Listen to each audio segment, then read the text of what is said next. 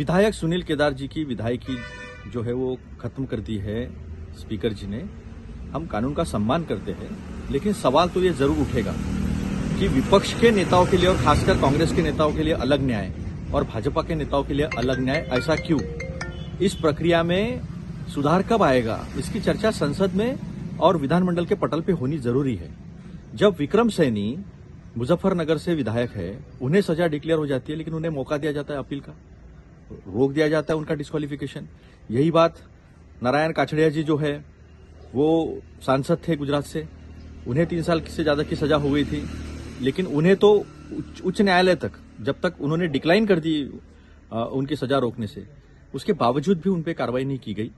तो आज ये मांग है हमारी कि कानून दो नहीं हो सकते, कानून एक ही होना चाहिए और वो विपक्ष के लिए और सत्ता पक्ष के लिए समान होना चाहिए। तो इसकी बात अभी संसद में लाना जरूरी है, नहीं तो ये तानाशाही जो है, ये तानाशाही इस देश का लोकतंत्र खत्म कर देगी।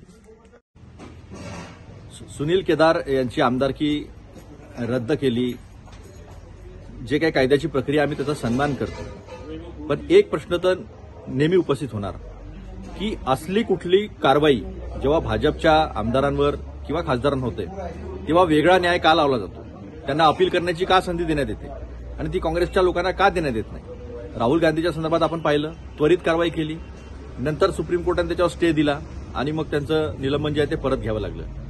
मग असं काय होऊन जातं की भाजपचे विक्रम सैनी जे मुजफ्फरनगरमधून आमदार होते त्यांच्यावर कारवाई केली नाही, काछडियाजी जे खासदार होते त्यांच्यावर तत्परतेने कारवाई केली नाही। अगदी उच्च न्यायालयामध्ये हे प्रकरण गेल्यानंतर तिथे त्यांच्यावर जी सजा झाली होती त्याच्यावर ती सजा थांबवण्यासाठी हायकोर्टाने मनाई केल्यानंतर सुद्धा त्यांना तशी त्यांचे डिस्क्वालिफिकेशन झालं नव्हतं। त्यामुळे हा विरोधी पक्षाच्या नेत्यांना एक कायदा आणि आपल्या नेत्यांना दुसरा कायदा, हे काही योग्य नाही।